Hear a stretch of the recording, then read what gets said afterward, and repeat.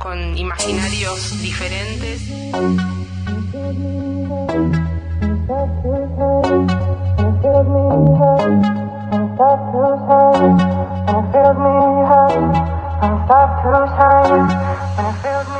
La ráfaga nos identifica, esto es Punto de Encuentro, la cita de los miércoles en la tarde de la radio. Y el encuentro de hoy con mates de por medio y algún té, ¿por qué no? Un cafecito, algunas galletitas. La siesta nos predispone a hablar del tema que nos convoca. ¿Quién no ha aprovechado el tenue sol del invierno o la calidez de la primavera para recorrer este cuerpo, este objeto que hoy nos interroga? Algunos gurúes de la industria virtual desde algunos años sostienen que estamos asistiendo a la lenta agonía de nuestro invitado de hoy. Pero por otra parte, las editoriales internacionales en distintas ciudades del mundo le celebran anualmente una fiesta. Por ejemplo, en Guadalajara, en Frankfurt o en París. También en Buenos Aires.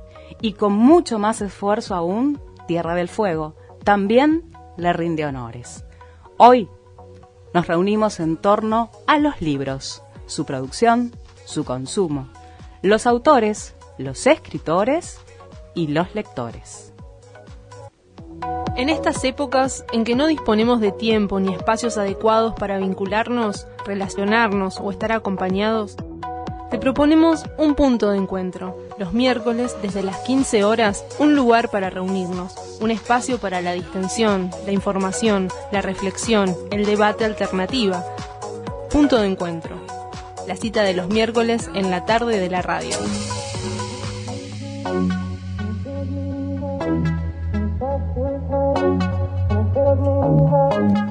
Mi nombre es Elizabeth Furlano, junto a Rocío González, Florencia Basso, Noelia Mancini, Alejandro Gauna, todos juntos hacemos Punto de Encuentro.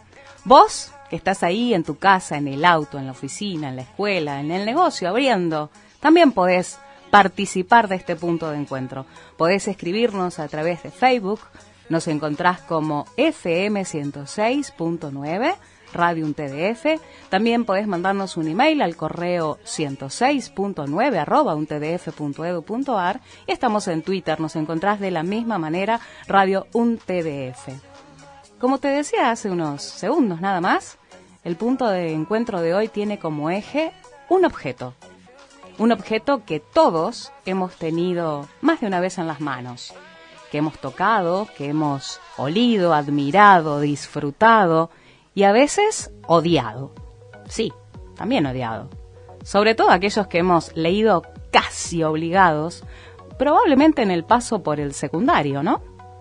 Sin embargo, es en esa época, en la escuela secundaria, en que todos descubrimos un libro, un autor, una historia.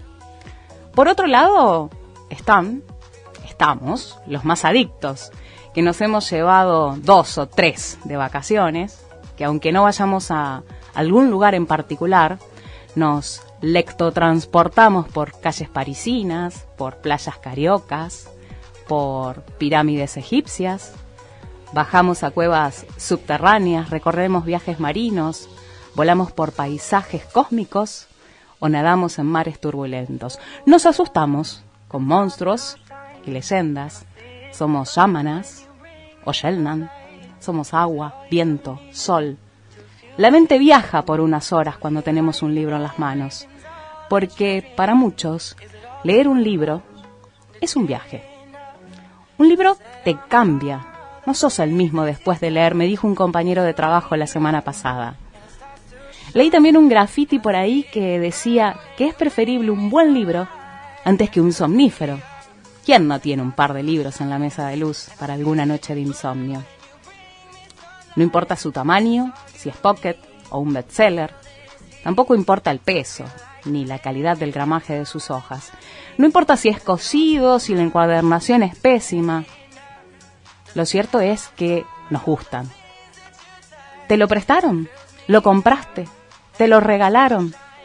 Tan solo con decir la palabra libro, o salió un nuevo libro. ¿Viste quién escribió otro libro? La editorial X presentó ese libro. Quien esté presente, quienes están aquí acompañándonos en la tarde hoy, los radioescuchas, saben que ese objeto tiene un valor que va más allá del costo de producción.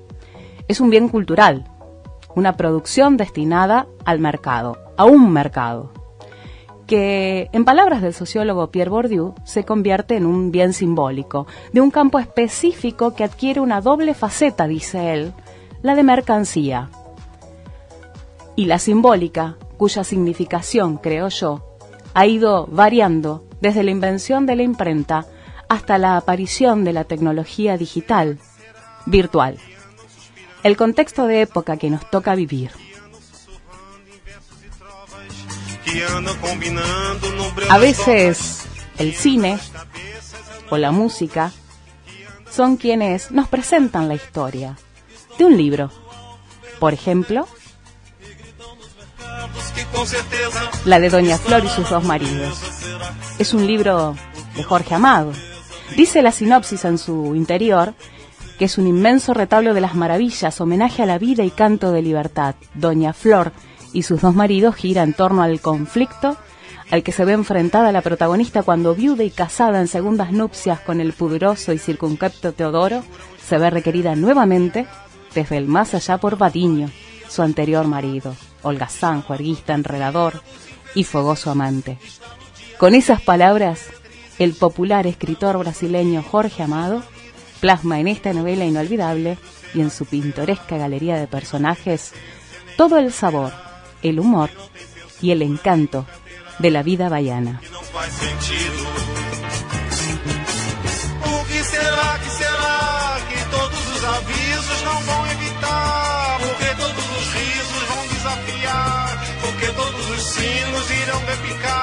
Porque todos os hinos irão consagrar, e todos os meninos vão desinvestar, e todos os destinos irão se encontrar, e mesmo o Padre Eterno, e nunca foi lá, olhando aquele inferno, vai abençoar o que não tem governo, nem nunca terá, o que não tem vergonha, nem nunca terá, o que não tem juízo.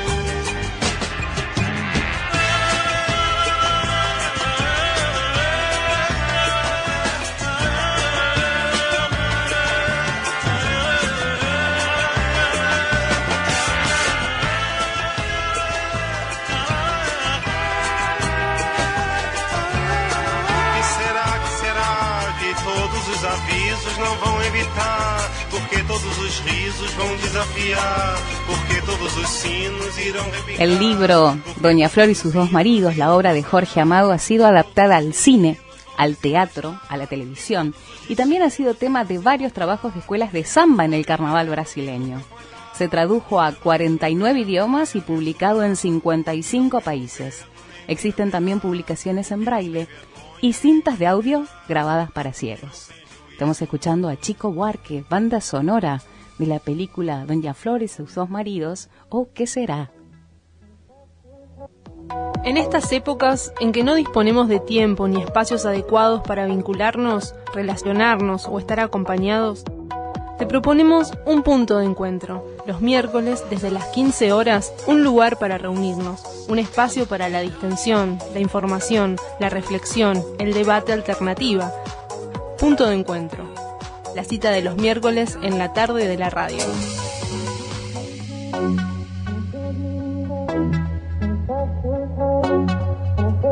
...15:16, seguimos en Punto de Encuentro y hoy nos convoca el libro.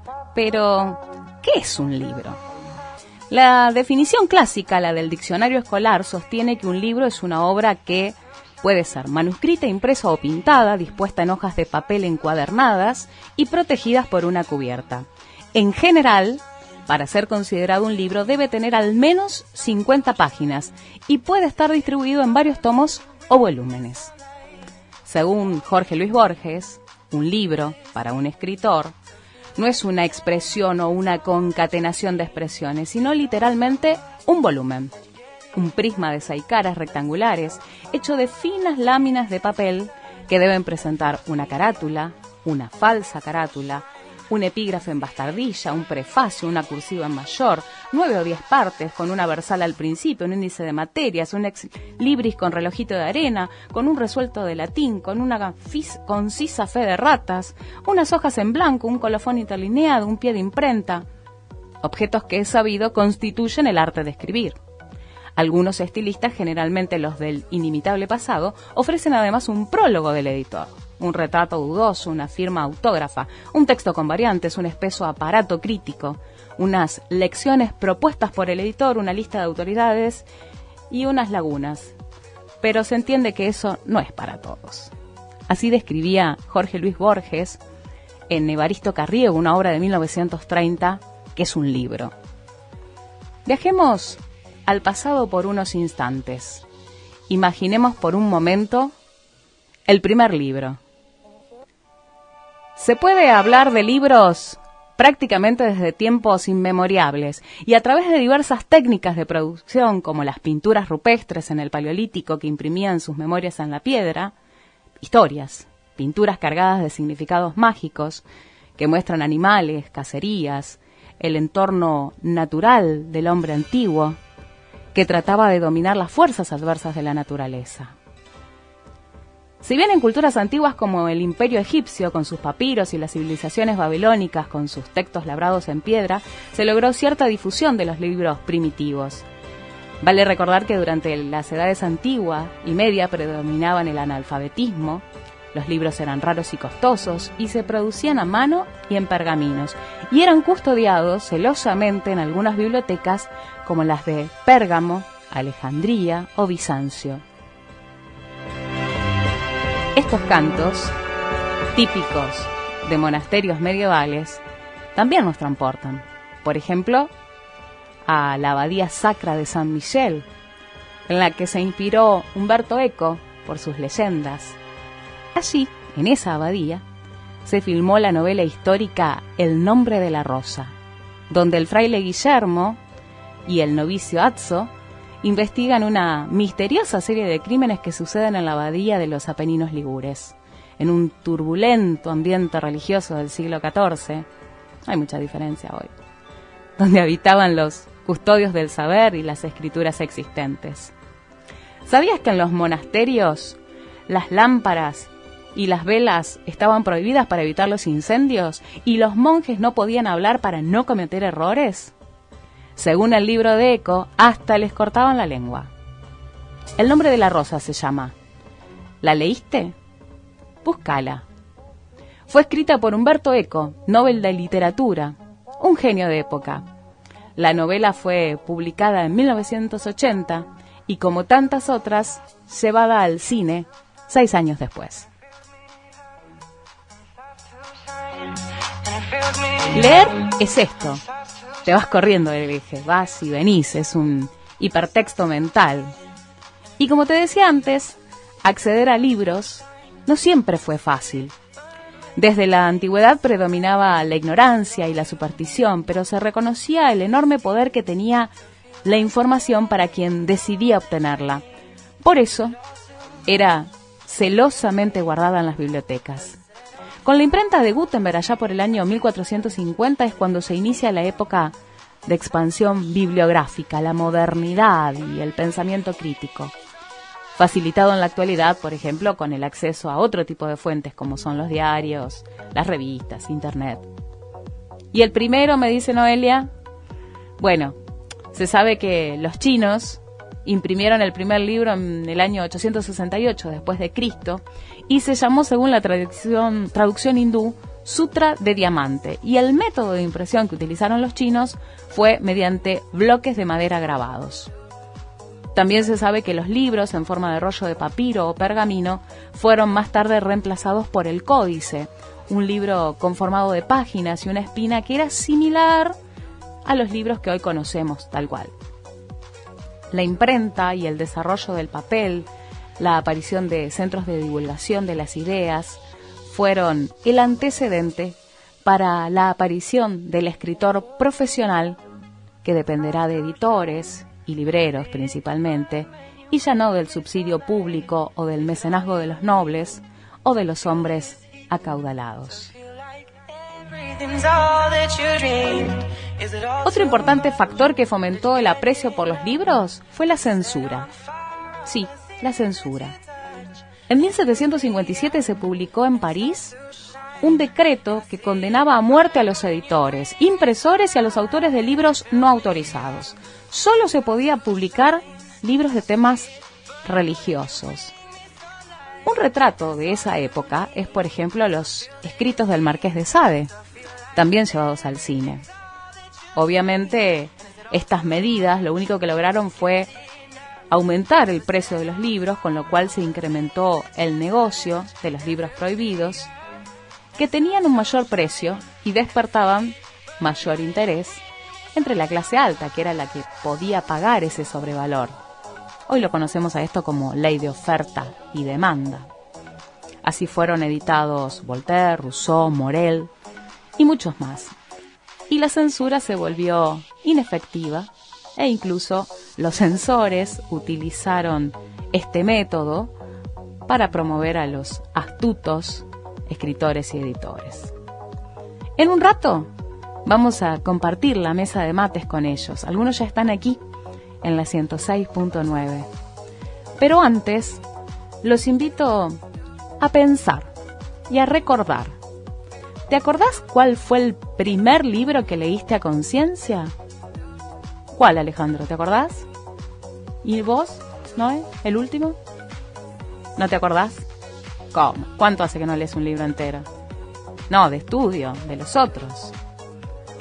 Pénsalo y escribinos al Facebook. Mientras tanto, te ayudamos. Nosotros hicimos un pequeño sondeo entre amigos, lectores, estudiantes, y a ellos también les preguntamos cuál fue el primero que leyeron y el último que recuerdan, y esto nos decían. El primer libro que leí fue uno del género de ciencia ficción. Creo que alrededor de los 13, 14 años, como el primer libro que me puse a leer en serio, ¿no? Y era de Isaac Asimov y se llamaba La Fundación. ¿Y el último? Déjame pensar, ahora no. Creo que el último que leí que no fue precisamente un libro. Bueno, sí fue un libro, era más bien en fotocopias, pero era el de Javier Aullero y María Fernanda Berti, que se llama La vida en los márgenes, creo que se llama eso. Y ese fue que también era como más de estudio, pero es como un libro muy interesante. Fue El caballero de la armadura oxidada. ¿El último? Qué buena pregunta. Que haya terminado. ¿Tengo tiempo para pensar? ¿Alguno que te acuerdes que hayas leído entero? Bueno, Ana Karenina. ¿Uno que te haya marcado y por qué? Y a mí me marcó mucho Borges y Tolstoy. ¿Ah? ¿Por qué? Por la forma de escribir. Y Tolstoy porque me gusta la literatura rusa de esa época. ¿En papel o virtual? No, papel. Primer libro que leí a conciencia, Fight Club se llama, una película. Bueno, en realidad la película se hizo en base al libro. Leí ese y después el último que leí, dejando de lado los de la facultad, El Padrino leí. Estigma de Goffman, me gustó mucho. ¿Por qué? Por su estudio. El primer libro que leí fue Platero y yo. Y el último libro que leí es Dios me habló, de Hailing Cady, algo así es. Parece mentira, pero cada vez que yo empecé a leer primero las primeras hojas y de repente me salteaba alguna para ver qué pasaba más adelante, y cada vez que leía algo salteado parecía que era lo que ya me estaba pasando o me iba a pasar. Fue algo medio extraño, pero eso me marcó. Por eso siempre lo recomiendo. El primer libro que leí fue La casa que creció. Fue un libro de cuentos infantiles. ¿Y el último? El último que leí, que estoy leyendo, releyendo, es El segundo sexo, de Simone de Beauvoir. Me marcó Rayuela. Hay varios libros que es difícil elegir entre un texto o un libro que me haya marcado. También me gustó mucho un libro que leí sobre género de Judith Butler. Me marcó un montón desde el punto de vista político, teórico. El primer libro que leí Hace muchísimos años. Se trataba sobre Caperucita Roja y esas cosas. Y el último, estoy leyendo Matea. Gente tóxica y esas cosas. Uno que elijo es Mi planta naranja lima, que es muy lindo, bueno. Uno de los que más me acuerdo del Principito, pero seguro que no fue el primero. ¿El último? Y yo estoy leyendo muchos. Acabo de comprarme uno de criminología de Catelo Muralla, por ejemplo. ¿Uno que te haya marcado y por qué? La Biblia, algún libro de Marcuse.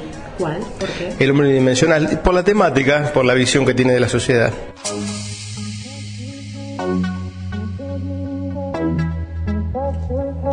Variadas respuestas. El Padrino, Platero y yo, El segundo sexo, Estigma. Autores como Cortázar, Judith Butler, Matea. Los clásicos fueron otras respuestas que no están en este informe. Shakespeare, Edgar Allan Poe, el Dante. Horas estaríamos mencionando autores. Y en este sentido me voy a apropiar de las palabras de Nora Catelli, escritora, literaria, crítica literaria y ensayista argentina contemporánea, cuando dice: estamos asistiendo a una época que ha vivido la veneración por los libros hasta la mera nostalgia. Y en este caso no me refiero a los estilos de los relatos, ni a la escritura, ni al lenguaje, ni a los clásicos, ni a los modernos. Me refiero al libro como objeto precioso, ese objeto que los padres de nuestros abuelos, o los abuelos de mi generación, hoy personas de entre 90 y 100 años, sabían que tener libros en el hogar era tener objetos libros reales. Eran la llave a un mundo desconocido, los libros como ventanas a otros mundos, el acceso a saberes migratorios, acceso a la palabra, a las palabras. Saberes que posibilitan formar identidad, fortalecer, argumentar, discutir. Y parafraseando a Beatriz Arlo, tener libros sería, en cierta forma, ser ricos. Pero tengo la sensación de que cuando se inventó el libro como soporte, como contenedor de saberes, hecho por un escritor real, para un lector real, el inventor del libro no contaba con el inventor de Internet, de la computadora, del celular y de todas las nuevas tecnologías que dan lugar a las culturas multimediales o audiovisuales. ¿Cambió el paradigma? Sí, cambió el paradigma. En marzo de 2001, de este siglo XXI, apareció el libro digital conocido como ebook. Fue el novelista Stephen King el primero en lanzar al mercado a través de la red su novela Reading the Booklet. Y solo en 48 horas vendió 400.000 copias, al precio de $2.50 la copia. Un mes después, Vladimir Putin, ni tonto ni lerdo, publicó al mismo costo y por internet sus memorias. Y en el lugar donde conviven los libros objeto y los libros virtuales, son las bibliotecas. Y en la Universidad Nacional de Tierra del Fuego tenemos bibliotecas, con estas características de convivencia. Por eso es que desde hace un rato está aquí tomando unos mates con nosotros, un poco de agua fresca y haciéndonos el aguante. Está aquí en la emisora Angelina Oyarzún. Hola, Angelina. Hola, buenas tardes, ¿cómo están? Ella es bibliotecaria, documentalista, egresada de la Universidad Nacional de La Plata, fueguina, y ocupa un lugar muy importante en la universidad. Está a cargo de la biblioteca en la sede de Río Grande. Y Angelina, ¿te acordás cuál fue el primer libro que leíste? El primer libro no sé si lo leí o lo miré, pero fue un regalo que hicieron cuando nací. El año 72 me regalaron El Principito. Ajá. Y tengo el recuerdo de hojear las páginas y no sé en qué momento lo empecé a leer, pero para mí es mi primer libro y todavía lo conservo. Y es un libro que, dependiendo de la edad y las épocas, uno lo relee y se sitúa en otro lugar y te transporta a otros espacios. Tal cual. ¿Y en las bibliotecas qué se lee hoy? Depende del tipo de biblioteca. Contanos. Existen distintos tipos de biblioteca en función al usuario. Tenemos bibliotecas populares, bibliotecas escolares, bibliotecas públicas, bibliotecas universitarias, y no es el mismo tipo de usuario, por lo tanto tampoco es el mismo tipo de material.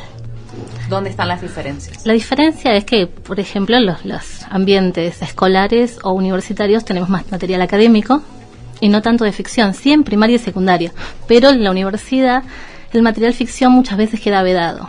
En mi política lo adhiero, porque creo que el alumno tiene derecho a tener unas vacaciones y decir, no solo me llevo en préstamo de vacaciones un libro académico, sino que también me llevo una novela.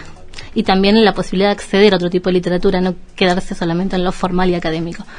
Las bibliotecas populares y escolares sí tienen más material de ficción. La popular es la que más tiene material de ficción, novelas, cuentos, y en la escuela también, pero prima siempre un programa de estudio que te condiciona el tipo de material a tener, cosa que no sucede con una biblioteca popular o pública. ¿Y cómo le llegan los libros a estas bibliotecas? A las bibliotecas populares a través de Nación. La CONAVIP, Comisión Nacional de Bibliotecas Populares, les envía un remanente a todas las bibliotecas, les envía material, que es el mismo material, y también la posibilidad de un dinero para hacer una compra de lo que vayan necesitando, porque también hay material de estudio, porque es un apoyo a la comunidad en la parte de estudio.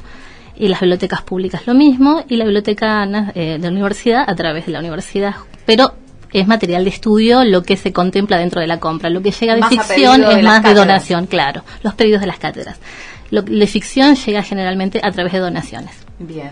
Y en esto del objeto libro, tangible como todos estos que tenemos aquí en la mesa, y los objetos libro virtuales, ¿cuál es la diferencia entre la biblioteca digital, la biblioteca del estante y la biblioteca virtual? Sería... ¿Qué diferencia hay entre una biblioteca? Existen tipos de biblioteca. Existe la biblioteca electrónica, que es la biblioteca digital, la virtual y la biblioteca tradicional, que sería la que todos conocemos como papel.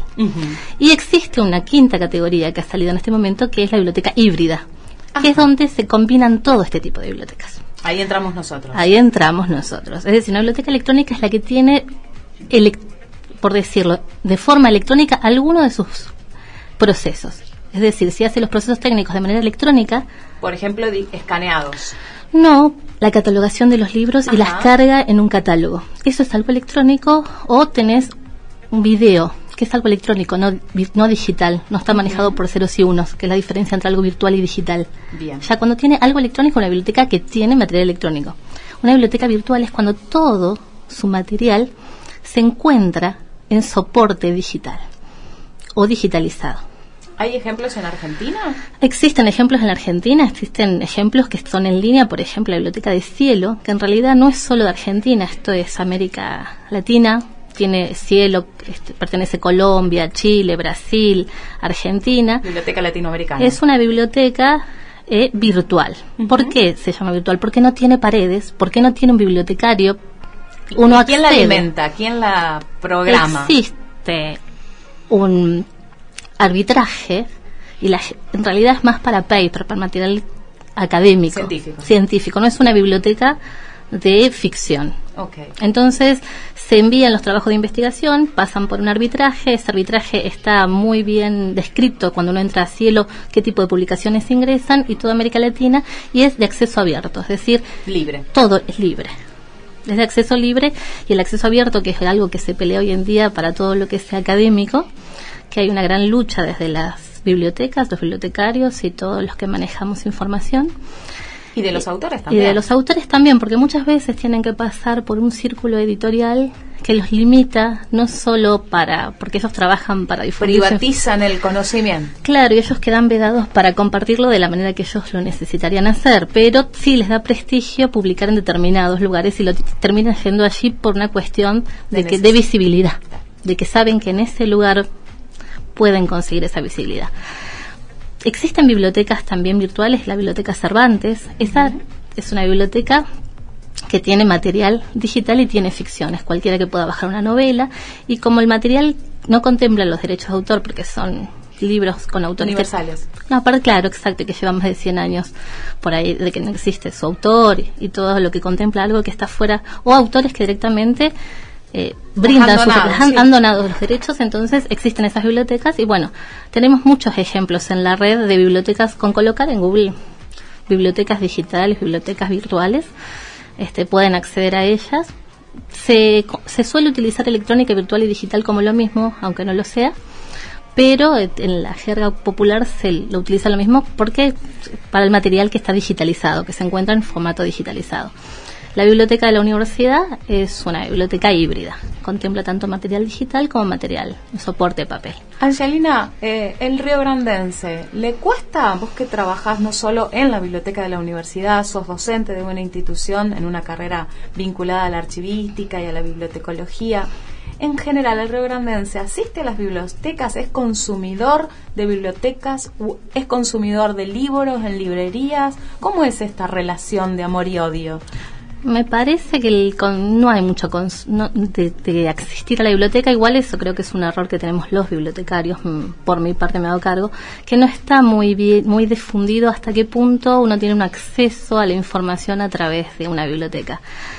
Como te decía en este momento, en realidad al bibliotecario lo que le importa es la información, no el tipo de soporte, sino cómo poder acceder al servicio de brindar información sin importar el soporte. Pero no hay una cultura de biblioteca, y no solamente acá, es decir, he vivido en otros lugares y es muy difícil crear el hábito lector, crear la cultura de la biblioteca. Generalmente alguien quiere leer algo, hoy en día el que tiene el hábito digital puede descargar el libro, y el que no lo tiene prefiere ir a comprar el libro, y generalmente es por recomendación, pero no hay esta cultura de me hago socio de una biblioteca popular con los costos mínimos que requieren, porque por ahí son 5 pesos, 10 pesos, y puedo tener una biblioteca en casa, puedo leerles a mis hijos un libro cada semana diferente, y eso no está pasando, por lo menos en lo que mi experiencia respecta. No solo acá, es decir, trabajé en una biblioteca popular en La Plata, antes cuando era estudiante, y pasaba que solamente venían a buscar libros académicos, libros de colegio, porque se prestaban manuales,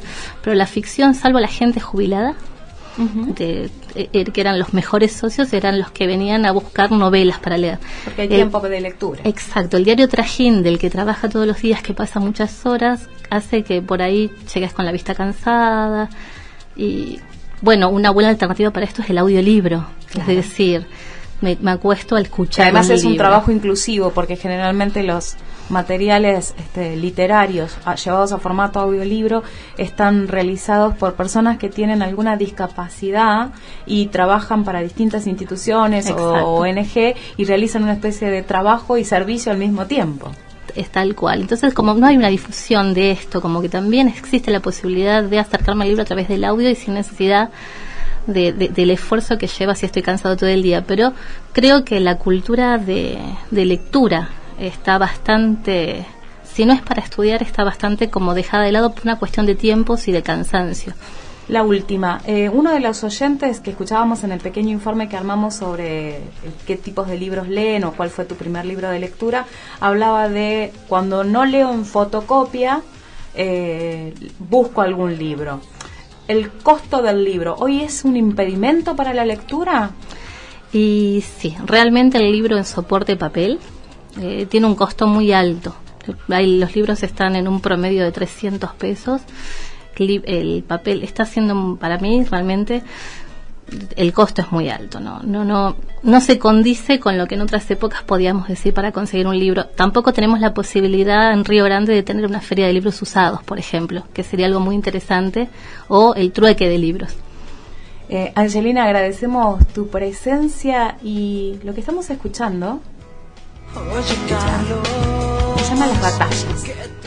Es una referencia más clara a la literatura y el ejemplo de las batallas, dice la sinopsis de este tema, porque este disco pertenece a la banda mexicana Café Tacuba y es una canción inspirada en la novela de José Emilio Pacheco, Las Batallas en el Desierto. Te invito a escucharla, se llama justamente Las Batallas, es de Café Tacuba, y se centra en el extracto de la novela en la que Carlos, el protagonista, se escapaba de la escuela para declarar su amor a Mariana, la madre de un amigo.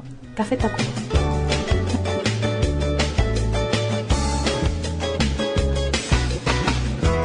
Oye, Carlos, ¿por qué tuviste que salirte de la escuela esta mañana? Oye, Carlos, ¿por qué tuviste que decirle que la amabas a Mariana? En la escuela se corre el rumor y en tu clase todo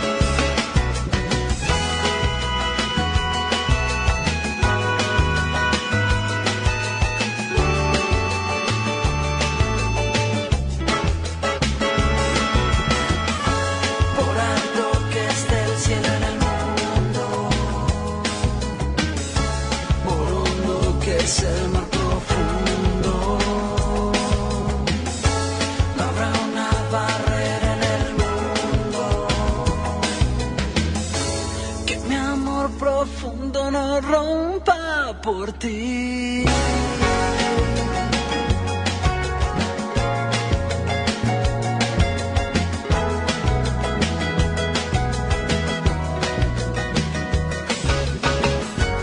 Oye, Carlos, ¿por qué tuviste que salirte de la escuela esta mañana?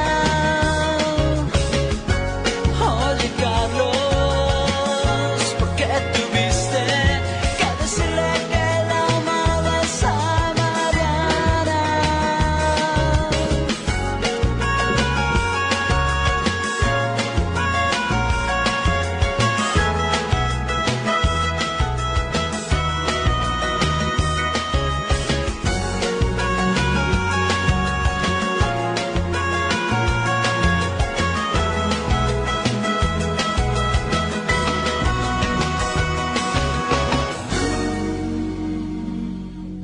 En estas épocas en que no disponemos de tiempo ni espacios adecuados para vincularnos, relacionarnos o estar acompañados, te proponemos un punto de encuentro. Los miércoles, desde las 15 horas, un lugar para reunirnos, un espacio para la distensión, la información, la reflexión, el debate alternativa.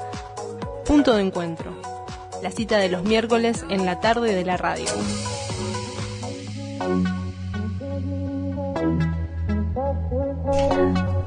Seguimos en Punto de Encuentro, hoy congregados en torno a los libros, 15:45 en la tarde de Río Grande. La verdad es que yo me siento incómoda con algunos conceptos que atraviesan la historia de los libros. ¿Quién soy yo para enojarme? Pero bueno, tengo el micrófono y lo digo. Por ejemplo, cuando Sergio Pastarmelo, doctor en letras por la Universidad Nacional de La Plata, él dice circuito culto y circuito popular, términos que atribuye obviamente a condiciones geográficas, políticas y sociales de época que dieron lugar al menos en nuestro país a un mercado, a un campus. Impresores, libreros, editores, redactores, correctores, encuadernadores y algunos otros forman este campus, en términos de Bourdieu, ¿no es cierto? O sea que circuito culto, circuito popular, lo asocio directamente con libros para pobres, libros para ricos. Y en esa doble significación de la que habla Bourdieu, el libro es parte de la dialéctica de la distinción. Es decir, el libro es también un instrumento de distinción. Y en este sentido, en la Argentina, y según la Encuesta Nacional de Lectura del año 2012, la encuesta afirma que la población leyó al menos un libro en el último año y pasó del 55 al 59%.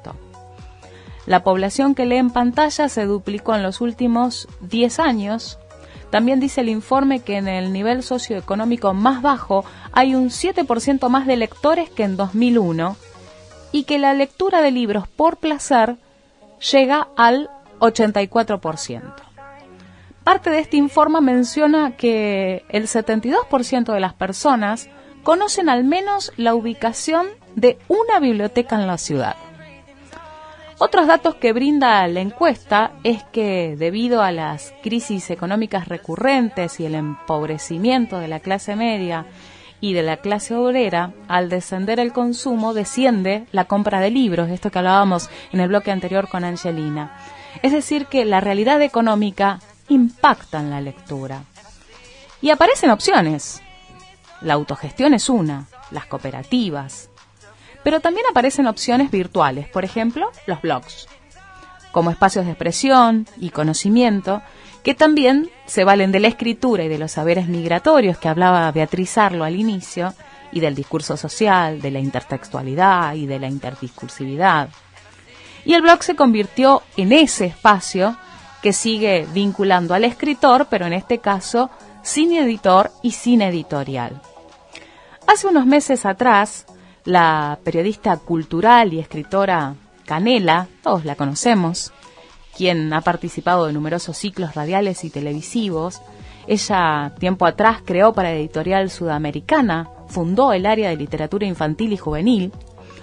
Canela, que no es argentina, ella nació en Vicenza, en Italia, y es nacionalizada en este país, es una de las pioneras del periodismo cultural.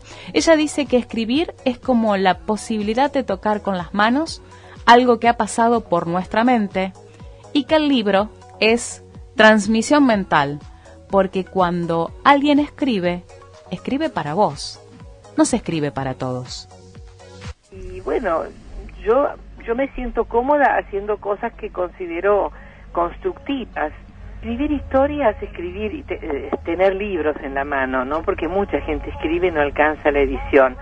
Es un privilegio. Yo creí durante mucho tiempo que todo lo que hacía en televisión se lo iba a llevar el éter, como se decía antes, ¿no?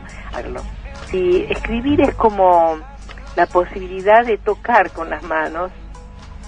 Ahora están los libros virtuales, pero yo todavía estoy refiriéndome al libro de papel, ¿no? Tocar con las manos, algo que ha pasado por nuestra mente, por nuestras manos mismas, porque hay que escribir con las manos, ¿no?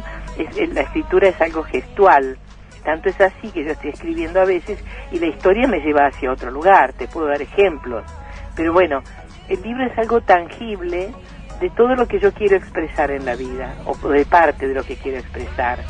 Es como un corazón a corazón, o si querés, una transmisión mental, ¿no?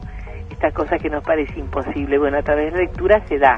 Si vos lees algo que yo he escrito, que sin duda lo escribí para vos, porque no se escribe para todos, se escribe para el que va a leer, ¿no? Entonces, esto que se dice que es imposible, la comunicación mental se hace posible.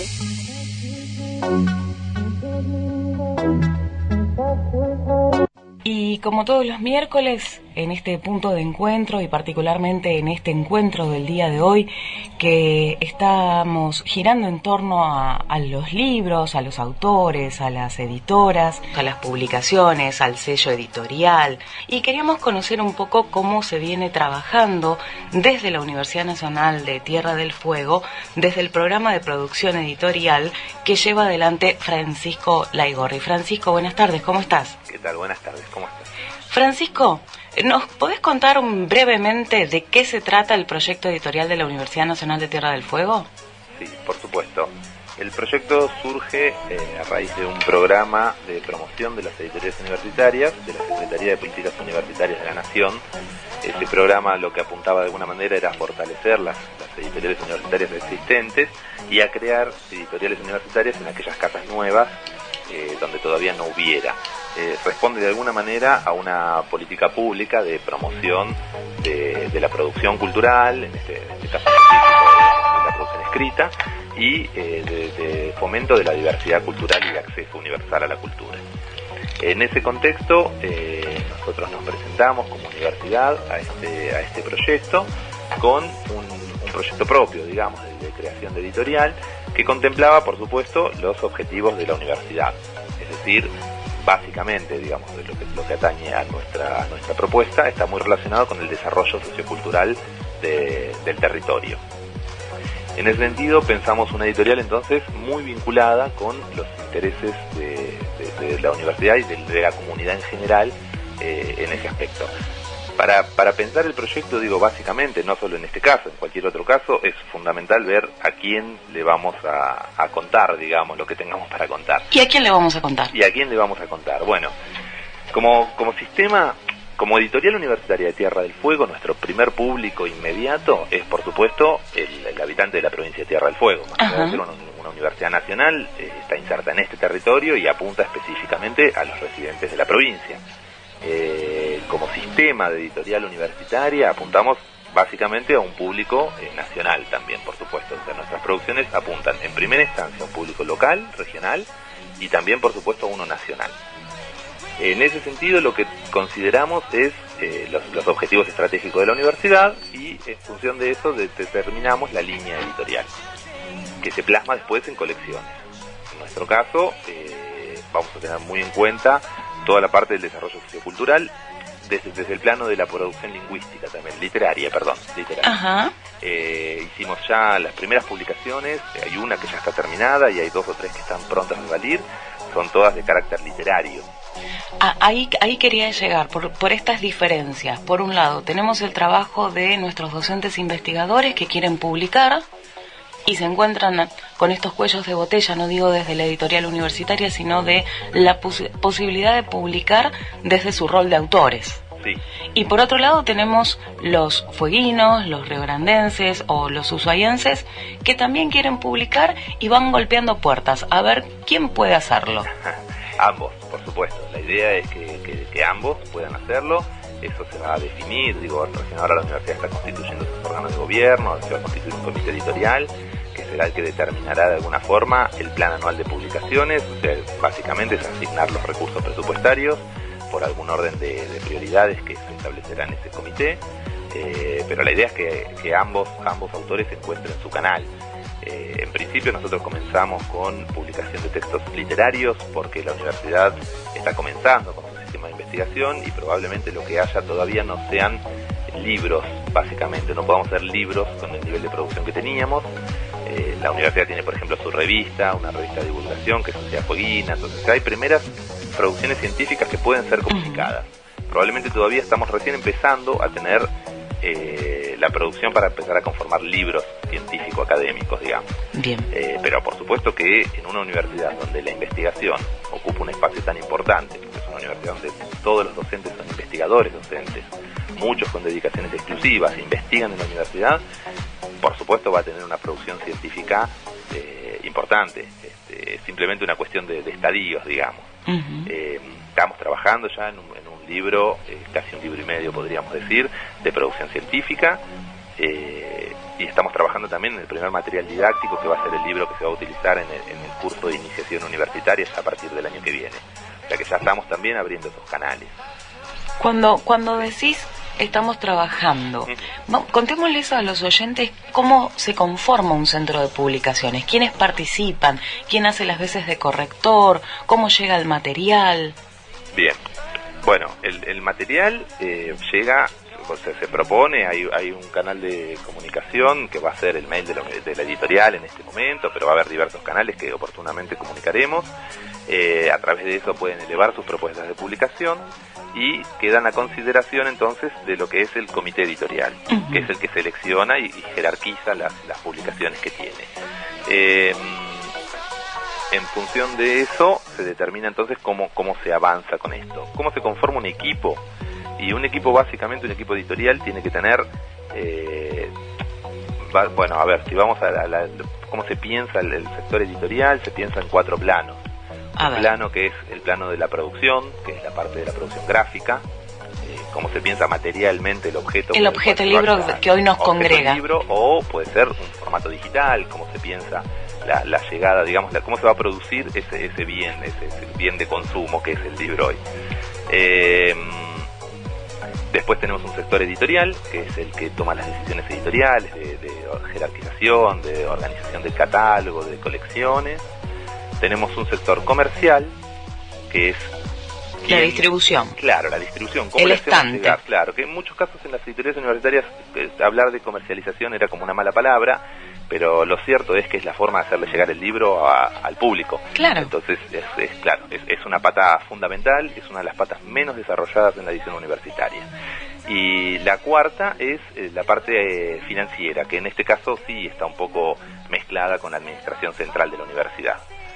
Cómo ingresa y cómo salen los capitales que fueron ingresados. Exacto. Y acá se diluye un poco el interés financiero de obtener ganancias en base a esto. Digo, acá el objetivo pasa a ser otro y hay otros objetivos que no es el fin de lucro, sino de poder seguir imprimiendo. Exactamente. Lo que se busca de alguna forma es darle continuidad al proyecto. Nunca va a ser autosustentable porque la idea es que la universidad ocupe lugares que para el mercado por ahí no son importantes, y que por ejemplo publique algo que tenga un valor cultural elevado, destacable para la universidad, pero no un fin, no tenga un valor comercial que genere ingresos, digamos. Me diste pie para varias preguntas que tenía pensado hacer. Por un lado hablaste de la impresión papel, de pensar esta producción bibliográfica de la universidad con sello propio en formato papel y la posibilidad de una publicación en formato digital. ¿Está pensado en breve tiempo la publicación en formato digital? ¿Cómo es la relación con el ebook? Sí, está pensado. Estamos terminando de convertir a IPAB, el primer libro que ya tenemos editado en papel. El gran problema básicamente para nosotros como institución pública es firmar los convenios y los contratos con los distribuidores. Ese tipo de publicaciones tiene como una serie de distribuidores, en su mayoría son firmas internacionales, entonces es medio complicado llegar a plasmar la distribución. En principio estamos viendo la posibilidad de hacerlo más nacional, hablamos ya con Eudeva, la editorial de la Universidad de Buenos Aires. Ellos están por lanzar su plataforma de distribución de libro digital. Recordemos que Eudeva es la editorial universitaria más antigua del país y tiene más de 90 años de existencia. Sí, exactamente. Ellos entonces están lanzando su sistema de comercialización de libros digitales, tienen incluso su propio lector que se llama Boris, por Boris Spivakov. Y digamos, empezaríamos por ahí y iríamos firmando convenios. Acá no hay exclusividades, con lo cual uno puede tener todos los distribuidores que consideren necesarios y cada uno tiene sus canales de distribución. El libro digital es también una opción para muchos otros tipos de publicaciones que son por ahí más específicas y que tienen su público mucho más repartido incluso a lo largo del mundo, para poder llegar a todos ellos de una manera mucho más sencilla. Claro, sobre todo teniendo en cuenta aún también la insularidad y el espacio geográfico donde habitamos y los costos de transporte. Exactamente, que es lo más complicado en el libro, es la distribución física. Y además, nosotros tenemos que considerar también que somos una universidad, la Universidad de Argentina, que va a producir materiales sobre ciertos temas, que va a ser prácticamente la única, por nuestra situación geográfica, como vos decís. Con lo cual, hay muchos países, incluso del hemisferio norte, que pueden estar interesados en la producción científica que tengamos, y hacer llegar un libro, a Holanda es mucho más complicado que hacer llegar un archivo digital. Por supuesto. Entonces eso va a ser una vía, sin dudas, de publicación de esta universidad. Otra de las cosas que mencionaste a lo largo de esta breve charla que estamos sosteniendo es esta posibilidad de que el ciudadano pueda acercar sus escritos, estos deseos de compartir una vivencia, una historia, una anécdota, y a partir de este involucramiento y de esta construcción social del territorio es que nació la idea de Vidas Urbanas. ¿Cómo fue ese proceso y cómo se llega al objeto que tenemos aquí en la mesa y que en un ratito vamos a estar compartiendo con los escritores? Bueno, como decís, la idea era vincularnos de alguna manera. Estábamos comenzando y dijimos, si queremos vincularnos con el territorio, qué mejor que empezar con un libro que esté destinado casi específicamente a la gente de nuestra comunidad y que esté también producida por la gente de nuestra universidad, que era como ese doble vínculo que queríamos establecer también.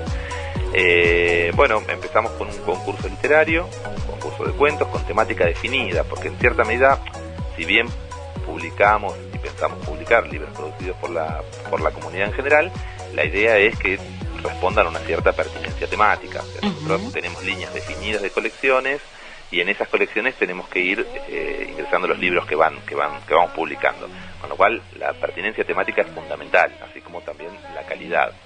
Entonces lo que hicimos fue un concurso literario con una temática definida y la idea era mostrar cómo se fue conformando la ciudad en Tierra del Fuego, que es una ciudad bastante particular, digamos. La urbanidad.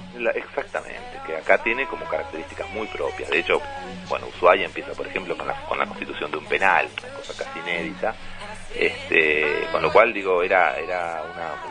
relevar eso era muy importante, sobre todo lo que la gente había vivido, lo que la gente creía, sabía y tenía de antecedentes familiares. Entonces armamos este concurso de cuentos, allá por marzo, abril de este año, y recibimos muchísimos cuentos, como 60 cuentos. El proceso de selección debe haber sido lo más complejo, porque todos estaban buenos. Sí, exactamente, muchísimos cuentos muy interesantes, había gente joven, gente más grande, escritores profesionales, escritores amateurs, había una diversidad importantísima, pero la verdad que el nivel general era muy bueno. El jurado, lo que nosotros queríamos, el jurado por supuesto no sabía quiénes eran los autores, lo evaluaron de manera anónima, y lo que nosotros queríamos es que haya una diversidad. Entonces había una persona de Ushuaia, una de Río Grande y un externo, que es un narrador incluso, ni siquiera es una persona académica, digamos, de la literatura, sino una persona que vive con la literatura, así que es un narrador que está muy vinculado igual con la provincia, pero que vive en el norte. Así que bueno, ellos se sentaron y estuvieron un día entero debatiendo, ya habían leído por supuesto los cuentos, había habido intercambios por mail, y en ese momento, hicieron el orden de mérito, en los cuales salieron los 3 cuentos ganadores y los 7 finalistas, y de ahí los 10 que conformaron esta antología. Que los estamos escuchando a lo largo de este programa, pero en un ratito vamos a estar hablando con el ganador, con el principal, con el que obtuvo el premio mayor de este concurso que llevó adelante la universidad. Bien, me alegro. La verdad que, bueno, salió primer lugar él, hay muchos cuentos que están al mismo nivel, muy buenos todos, así que nada, estamos muy contentos con lo que quedó y la verdad que tiene muy buena repercusión. Francisco, para ir terminando, una última consulta y está vinculada a esto que también mencionaste hace unos minutos, el sector editorial universitario. Si tuviéramos que hablar en términos de mercado, ¿se lo puede comparar? Sabemos que el sello de la Universidad Nacional de Tierra del Fuego está presente en los estantes de varios editoriales universitarias porque hay un sistema de intercambio y de puesta en común de los materiales. También sabemos que por los medios en estos últimos meses las producciones UNTDF también han podido participar de muestras internacionales como es la Feria de Frankfurt, como es Guadalajara. ¿Cuál es la situación del mercado de los sellos editoriales universitarios? Bueno, es un tanto complicado responder cuál es el mapa hoy. En realidad estamos en un proceso de cambio, en función también de este proyecto del Ministerio de Educación. El Ministerio de Educación en algún momento identificó la necesidad, en respuesta a una concentración del mercado, como ocurrió en muchísimos otros campos, detectó la necesidad de alguna forma de promover la diversidad cultural, la bibliodiversidad. Se producía solamente lo que era rentable. Entonces empezó a pensar en una política de Estado para de alguna forma mantener vivo todo el acervo cultural de nuestra nación. Y lo que detectó era que tenía más de 50 universidades distribuidas a lo largo de todo y a lo largo y ancho de todo nuestro país, con lo cual que tenían a su vez muchas de ellas sellos editoriales. Entonces la manera más sencilla de avanzar en ese sentido fue fortalecer ese sistema editorial. Por lo tanto, si hoy hablamos de alguna forma de edición universitaria, hablamos también de edición pública. La Argentina apostó a su política de Estado, cultural, de producción científico-académica y también literaria en las editoriales universitarias. Con lo cual el panorama cambió mucho. Hace algunos años atrás había muy pocas editoriales universitarias con personal capacitado. Profesional, exactamente. Y hoy se está apuntando a todo lo contrario. De hecho, este proyecto es un proyecto de profesionalización y las editoriales universitarias están dando una respuesta, la verdad, que más que interesante.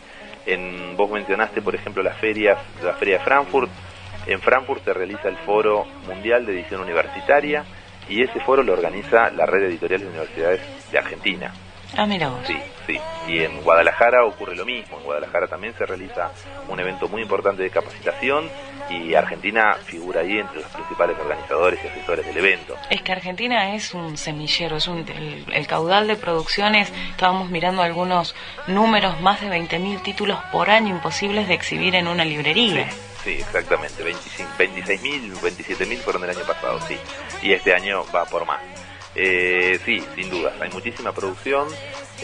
Lamentablemente sí, como decís, muchos de los libros no llegan jamás a un estante de una librería porque es imposible darle circulación a todo.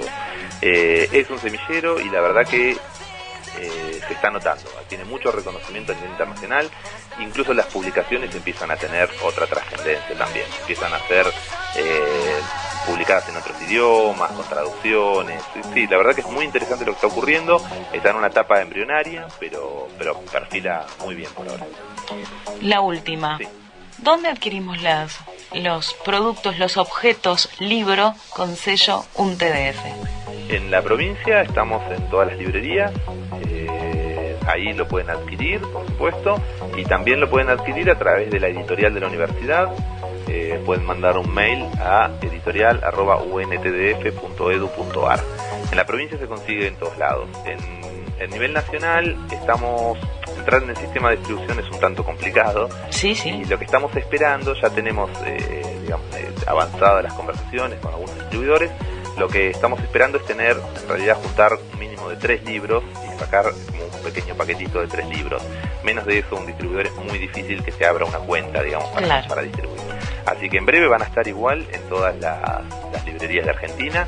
Hoy es en Tierra del Fuego y sí en algunas editoriales que tienen sus propias librerías dentro de las universidades, y en la librería universitaria argentina que está en Buenos Aires, que es una librería, este es un dato muy importante, de todo el sistema universitario. ¿Dónde queda? Esta queda en Viamonte, en Lavalle y Montevideo.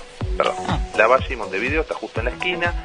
Lavalle 1600, la verdad que no me acuerdo ahora la dirección. Zona céntrica. Pero sí, zona céntrica, tribunales, y es una librería donde está toda la producción de las librerías universitarias, más algunas editoriales de inversión privada, pero que son pertinentes también a la temática, sobre todo de las ciencias sociales y humanas.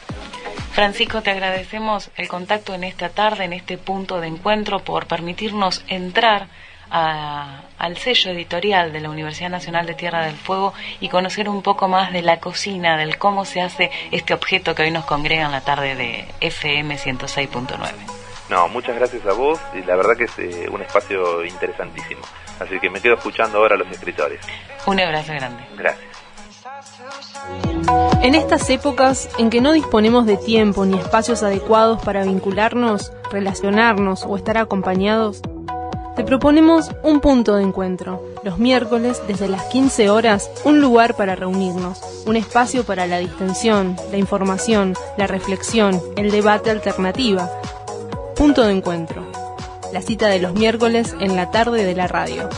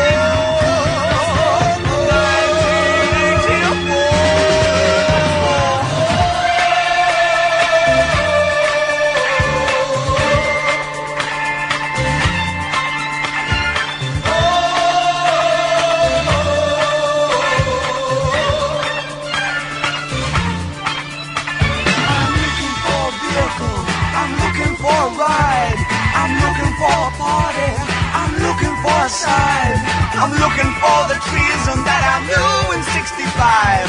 Beware the savage year of 1984. Concede, remember me. All night movie road. You said it would last, but I guess we rode in 1984. Lo que estamos escuchando es a David Bowie haciendo 1984, basado en el libro homónimo 1984, también autor de otras canciones como Diamond Dogs, Big Brother y Where Are They There.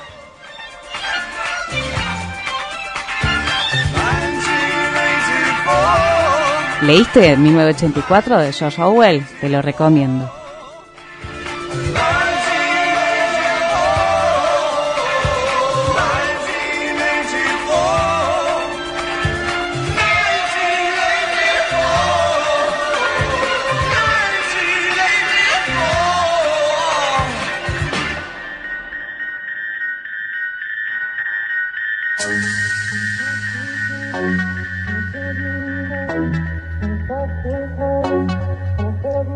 Mencionábamos hace un rato con Francisco Laigorri sobre el concurso de cuentos que llevó adelante la Universidad Nacional de Tierra del Fuego, donde la UNTDF convocó a los habitantes de la provincia a presentar cuentos inéditos que reflejaran historias, costumbres y problemáticas de la vida urbana fueguina. De ese certamen resultaron 3 obras premiadas. Ya en minutos vamos a dialogar con quien obtuvo el primer premio y, como decía Laigorri, fueron seleccionados 10 cuentos que conformaron una antología del sello editorial de la UNTDF, que publicó bajo el nombre de Vidas Urbanas. Desde este punto de encuentro, desde este programa, fuimos contactando a algunos de ellos, no los encontramos a todos, no todos estaban en la ciudad y en el país, pero al menos 7 están presentes, y elaboramos este pequeño informe donde Ernesto Ledesma, Jorge Rivadeneira, Dexter Leal, Nora Guastini, Federico Rodríguez y Darío Tonelli nos cuentan su experiencia de escritores noveles, y cómo relacionaron el territorio, la vida urbana y sus historias de vida.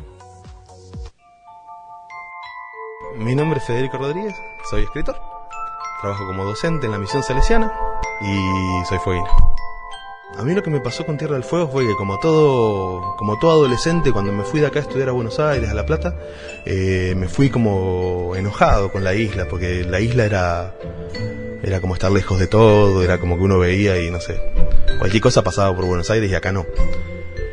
Y después de allá, como una nostalgia tanguera, empezar a leer, ¿no? Y descubrir como que ya no más decir Tierra del Fuego allá sonaba místico, ¿no? O sea, son nombres que tomaban otro valor. ¿Y por qué hablas de tu isla? O sea, ¿qué es eso? Que la gente que te preguntaba, ¿y cómo vivían allá? Y de repente lo que era cotidiano pasó a ser como extraño. Y eso nos dio ganas de empezar. De verdad me obligaron, porque la universidad puso temas. Un tema era el presidio, otro era la fábrica, otro era el baile. Y yo, que tengo muchos cuentos, no tenía ninguno con esos temas, así que medio que me obligué a escribir. Y como esos temas me gustaba más el tema del presidio, que ya había hecho algo, decidí escribir un cuento sobre el presidio.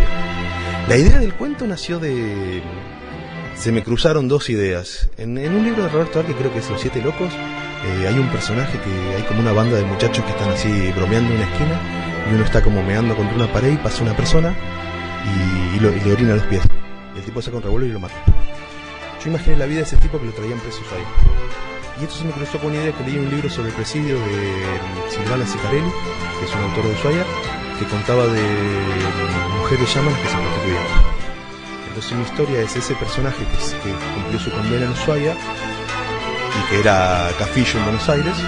El cuento es la charla que tiene él con un policía más joven, él tiene como 45 años, él tiene 20, mientras van avanzando por el Beagle para encontrarse con la prostituta llamana. Y bueno, después todo lo que pasa. Pero más o menos ese sería el argumento de mi cuento. 106.9 Haciendo comunidad. Soy Ernesto Marcelo Ledesma, tengo 38 años, nací en la provincia de Buenos Aires en el 77. Te diría más fueguinos que los mismos fueguinos. ¿Por qué? Vine en el 84, en el 88 me regalaron un viaje por haber sido abanderado en el colegio. En el 93, por haber salido mejor promedio en el secundario, salí 15 días a Córdoba, 15 días a Catamarca, el primer viaje del 88, y 3 días a Comodoro Rivadavia en el 2005 para buscar un repuesto a un auto. O sea que en 31 años salí 3 veces de la isla, en total 33 días. Solamente 2 veces crucé la barcaza, que me fui a Punta Arenas, y nunca más salí de la isla. Y creo que soy una de las pocas personas, seguramente habrá muchas, pero de los que vinieron del norte, que deciden morirse acá y no progresar para irse a morir a otro lado. Sí, por eso me considero muy fueguino. Trabajo en una empresa metalúrgica y estoy rodeado de gente constantemente. Normalmente en las líneas el común denominador es el aburrimiento. Estamos 9 horas haciendo un trabajo monótono y donde muchas veces nos acaban las historias por contar, donde no sabemos qué hacer y no sabemos, hasta muchas veces lo mejor que nos puede pasar es pelearnos, porque la pelea va a durar todo el día y va a terminar más rápido el día. De muy chico, cuando vine a Río Grande, trabajé de canillita, diariero, el año 85, empecé a los 8 años. Y bueno, era 10-12 horas en la soledad de tener un diario en el pecho y ofrecerlo cuanto auto pase. Y eran 10-12 horas donde no se hace absolutamente nada, excepto pensar y pensar y pensar. Y en realidad me imagino historias, me imagino novelas, me imagino finales mejores para las películas que veo, me imagino todo. Digo que todo el mundo insta a otro a escribir un libro. El Facebook es donde yo escribo mis historias. En realidad no sé si escribo bien o escribo mal. Soy un vendedor ambulante, un empleado metalúrgico, vivo en un asentamiento, no terminé el secundario y bueno, así como hablo, escribo y a muchos les gusta y eso me pone recontento. Pero es nuestra obligación, como Río Grande nos da cosas, nosotros dejar algo también. Don Cárdenas existió, realmente me sorprendió porque desapareció y pocos le dieron importancia. El cuento en sí es un 100% casi historia real, excepto el final, los últimos 4 renglones, es una historia real. Es un hombre que, como yo y como muchos, decidió vivir en Río Grande, vino en busca de trabajo, le fue muy bien. Sin embargo, vivió una de las falencias que tiene Río Grande, Tierra del Fuego en general, como es por ahí separarse. Mucho hablas de la separación en nuestra isla y cómo él, y bueno, con muchas personas que lo viven, cómo él se entristeció tanto, cómo terminó. 106.9. Mi nombre es Jorge Rivadeneira, escribo desde que estoy en Tierra del Fuego, antes nunca había escrito.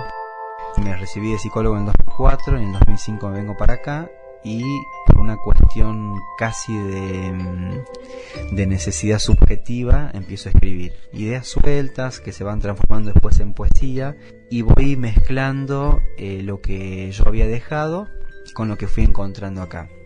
O sea que este es el primer cuento que escribo. Por mi profesión estoy todo el tiempo en contacto con las vidas urbanas, digamos. Por lo tanto escucho muchas historias y he conocido mucha gente de acá, de Ushuaia, de Tolwyn. Para mí escribir ha tenido que ver con eso, con primero encontrarme yo, encontrar una respuesta a mi estar en Tierra del Fuego. Y también por una responsabilidad que es conectarme, digamos, con lo que pasa en la ciudad, con lo que pasa con cada ser humano. La carrera de las nubes es en realidad la metáfora del cuento que tiene que ver con la historia que yo trato de demostrar, que es el encuentro con el sinsentido, ¿no? La carrera de las nubes tiene la particularidad que es, digamos, gente que de alguna manera se acuesta a mirar las nubes. Está pensado, el cuento está pensado en relación a una historia que he escuchado mucho, que es la rutinización del trabajo, principalmente en las fábricas, pero después también en muchos otros ámbitos en donde de repente la vida no tiene más sentido, ¿no? Pareciera que es el despertar y el dormir ya no tienen límites, digamos. La carrera de las nubes sería una invitación a empezar a encontrar como el momento cero del sentido. 106.9. Haciendo comunidad. Me llamo Leal Dexter, tengo 24 años, estudio el profesorado de lengua y literatura en el IPES y si bien no soy de acá, me considero más fueguino que otra cosa. Soy mucho de meterme en foros de internet, foros de rol, cosas así de jóvenes escritores, donde realmente el nivel de escritores es pésimo. Entonces nunca como que me esforcé para escribir nada realmente bueno o algo que sobresalga, como que tampoco nunca le había dado mucha importancia. Y cuando me comentan de este concurso que estaban haciendo, ponen nada, bueno, tengo que esmerarme. Soy de esos de los que escribieron el cuento específicamente para el concurso. Cuando escribí el cuento ese fue más que nada como una experiencia catártica, por así decirlo. Fue algo que salió como tan personal y tan como visceral de adentro mío que no siento que otras personas deberían leerlo. Traté de agregarle mucho sentido en cuanto a lo humano de una persona que se vino de una ciudad que estaba tan en contacto consigo mismo y que se vino a esta otra ciudad que es como todo lo contrario y está, si bien constantemente con alguien, se siente más solo que nunca. Y incluso en un momento del cuento el personaje decide irse a morir. ¿Y a dónde se va a morir? Se va a morir junto con la naturaleza, esa naturaleza que trató de dañarlo tanto tiempo y que la pasó tan mal acá por culpa de esa naturaleza, es lo que eligió para morir igual. Entonces como que tiene mucho de la visión de la urbe, la visión de la naturaleza, bueno, traté de dejarlo plasmado en el libro. El sentimiento de que estás en una isla y de que estás solo y de que en algún momento tratás de conocer a alguien, pero vas a seguir solo. porque si bien la visión que yo tengo de Río Grande, de Tierra del Fuego, es una visión bastante pesimista, yo siento que a pesar de que es un suelo tan árido, las inclemencias del tiempo son tan terribles, es todo tan tempestuoso, agresivo y horrible, siento que se puede llegar a amar igual este pedazo de tempestad. Y ese tipo de cuestiones es lo que va más o menos traté de plantear ahí. Si bien el pesimismo y el odio contra esta ciudad que aparentemente nos odia a todos, pero que aún así la preferimos frente a todo, creo. 106.9. Mi nombre es Nora Guastini, tengo 53 años, soy médica clínica de profesión y llegué a Tierra del Fuego en el año 88. Siempre me gustó la literatura, me gusta mucho leer y en los últimos años atreviendo a escribir un poquito. Fue casi un animarse porque es la primera vez que yo participo en una propuesta como esta. Así que con mucho temor, mucha vergüenza, pero bueno, presenté mi cuento. Algunas vez me preguntaron si yo había escrito y sí, yo escribí mucho relacionado con proyectos vinculados a la salud, pero obras de ficción por ahí uno escribe y no las muestra. Y es un saltito que me parece que uno tiene que empezar a animarse a darlo, sobre todo la gente joven, que uno empieza a descubrir que en nuestra comunidad particularmente hay mucha gente que escribe y que escribe muy bien. Los propietarios creo que es un cuento un poco provocador, al menos así lo pensé yo. Los propietarios tienen que ver con la construcción de nuestra sociedad, con las construcciones mentales y los prejuicios que tenemos todos desde distintos lugares, con cómo nos sentimos propietarios o no de este lugar, o cómo nos sentimos transitorios o no en esta tierra que a la mayoría nos ha cobijado generosamente. Tome la iniciativa de que la primera obra que produce su editora sea una obra de literatura y una obra, digamos, no técnica, ¿no? Sino de relatos, de narrativa, y que tenga que ver además con vidas urbanas. Me parece que es una contribución valiosísima desde la academia a la construcción de esto que necesitamos de alguna manera ir construyendo, que es la identidad fueguina, nuestra identidad como provincia. 106.9. Vinculando experiencias. Mi nombre es Darío Gabriel Torelli, nací en Ushuaia en el año 1961. El escritor fueguino creo que escribe mucho para sí. No sé si escribe para que trascienda. En realidad yo creo que soy mejor lector que escritor. Últimamente he estado leyendo mucho el género del cuento corto. Me ha atrapado mucho y bueno, un día empecé a escribir, pero solamente cosas que están relacionadas con Ushuaia y aquellos años de cuando era chico. Sería maravilloso que hubiese más talleres literarios en Tierra del Fuego, cafés literarios, lugares donde la gente pueda reunirse aunque sea a leer. No sé si necesariamente a escribir, pero la lectura es algo maravilloso. Aquel invierno es una referencia directa a cosas que nos pasan hoy en día. Yo en mi cuento hablo de dos sentimientos muy fuertes que hay hasta hoy en día en Tierra del Fuego, en Ushuaia en particular, ¿no? Que es la sensación de sentirse aislado y la sensación del agobio por el clima. Lo que pasó fue una historia de amor, ¿sí? En un entorno muy particular. En este caso, en el cuento del invierno de Renata es más bien ficción, ¿no?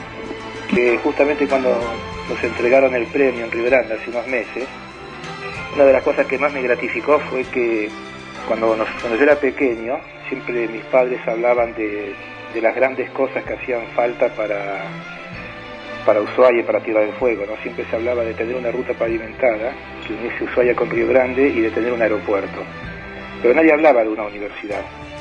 Entonces para mí fue realmente un orgullo muy grande poder recibir el premio de esta universidad y de algo de que nosotros nunca hubiésemos soñado, ¿no? Yo decía, bueno, es la primera vez de que estoy en la universidad, y es en la Universidad de Tierra del Fuego. Nunca pensé que una generación de fueguinos iba a lograr tener una universidad propia, y para mí fue un placer muy grande escribir para este concurso literario. De ninguna manera tenía la idea de poder llegar a ganar un premio, de que realmente publiquen algo, pero fue muy, muy gratificante realmente. Es un gran logro tener una universidad en Tierra del Fuego. 106.9. Haciendo comunidad. Un poco largo para algunos, tal vez entretenidos para otros. A quienes escuchábamos en este informe de 7 voces eran, en primer lugar, a Federico Rodríguez, también escuchamos a Ernesto Ledesma, Jorge Rivadeneira, Dexter Leal, Nora Guastini, Darío Tonelli. Ellos son algunos de los cuentos seleccionados en este concurso que llevó adelante la Universidad Nacional de Tierra del Fuego y que publicó luego bajo el libro, bajo la tapa, bajo el nombre de Vidas Urbanas. Los cuentos que forman parte de esta obra son El viejo de los perros, El abrazo, Aquel invierno de Renata Blaskovich, 140 caracteres. Esa obra es de Carlos Zampati, quien no pudimos contactarlo, él estaba de viaje, no pudimos dar con él. La otra obra es Bienvenido, de Francisco Javier Arqueros. Hablamos también con Ernesto Ledesma, quien escribió El reloj, con Rivadeneira, que escribió La carrera de las nubes, La tierra está por dar a luz, de Dexter Leal, Los propietarios, de Nora Guastini, y con Mario Alejandro Hernández, Mucho más que un baño. La idea era en este bloque poder hablar con el ganador del premio mayor, digamos, de esta convocatoria, Nicolás Gerardo Alberto Romano, autor del cuento El viejo de los perros. Estamos teniendo algunas complicaciones telefónicas, por eso no hemos podido dar con él, así que en un ratito lo vamos a volver a intentar.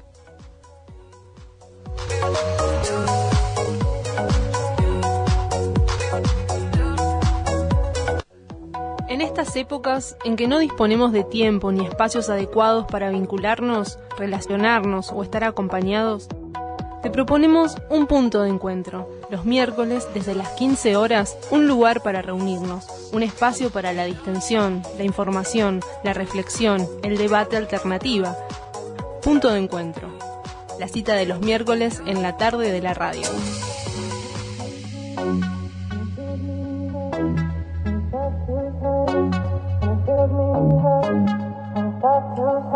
Y seguimos en Punto de Encuentro, 16:30, ya van quedando pocos minutos de este programa y está aquí esperándonos muy amablemente desde hace un rato y ha estado escuchando parte del informe de los audios. Nos acompaña aquí en la mesa de la FM 106.9 Julio Leite. Buenas tardes, Julio. Muy buenas tardes, un saludo a toda la audiencia. Ya seguimos con Julio. Del otro lado de la línea vamos a chequear si estamos bien con las comunicaciones. Está Federico Miguel Rodríguez. Federico, ¿nos escuchás? Sí, ¿qué tal? Buenas tardes. ¿Cómo va? Vamos a contarles a los oyentes que Federico, junto a Omar Irsig y Germán Pasti, han publicado 2 libros, autores de Leyendas de Tierra del Fuego y El origen del viento. En unos segundos vamos a estar hablando también con esto de la autogestión editorial, y una de las voces que escuchábamos en el informe eran de Federico. Por parte de Julio Leite, que nos está acompañando, para quienes no lo conocen, tenemos que decir que Julio es fueguino, es autor de muchísimas obras. Es un placer poder contar con él aquí en la mesa de la radio. Ha escrito Crudo, poesía fueguina, en el año 86, Primeros Fuegos y Edad de Sol, todos antes del año 90, Bichitos de Luz, de Límites y Militancias, Aceite Humano, Julio Leite Poemas, tomo 1, con un cassette de audio, con una selección de poemas interpretados por él mismo, Piedra, Palabra y Breve Tratado sobre Lágrimas. ¿Me faltó alguno? Sí, pero no me acuerdo. Alguno ha faltado, pero bueno. Julio, queríamos aprovechar, Julio está dirigiendo actualmente la editora cultural Tierra del Fuego, que tiene como objetivos publicar y reproducir obras de autores nacidos o radicados en la provincia, de todas las épocas, de todas las disciplinas artísticas, en los diversos formatos existentes, o de ser creados en el futuro. Son algunos de los objetivos que figuran en la página web oficial de la institución: publicar y reproducir obras referidas a Tierra del Fuego. Y del otro lado de la línea, les decía, está Federico Miguel Rodríguez, y está del otro lado de la vereda, no solo del otro lado de la línea, porque es parte de lo que conocemos como la autogestión. ¿Es así? Hola, ¿qué tal? Sí, bueno, yo estoy con el grupo del Origen del Viento.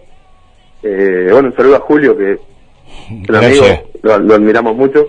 Y ya hace unos cuantos años que venimos intentando sacar libros, y el año pasado, gracias a la editora cultural que aprobó nuestro proyecto del Origen del Viento, pudimos editar el primer libro, que es de cuentos e historietas de temática regional, y este año, de manera independiente, editamos Leyendas de la Tierra del Fuego. Es una coedición con Viento de Hojas, que es una editorial de Ushuaia. Sí, seguí, por favor. No, y ahora actualmente estamos por reeditar El Origen del Viento, que en 15 días más o menos va a estar. Estamos haciendo una antología de poesía de Ninino Nardelo, que calculamos que va a estar para principios del año que viene, y estamos por sacar una revista de cuentos e historietas de terror, que se va a llamar Caleuche.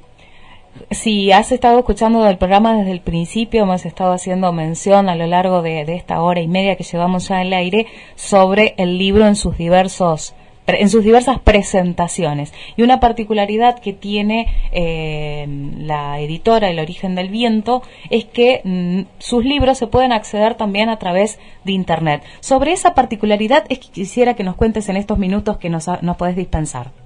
Bueno, nosotros actualmente ofrecemos Leyendas de la Tierra del Fuego en formato PDF para descargar, y dentro de poco vamos a ofrecer El Origen del Viento y la revista Caleuche.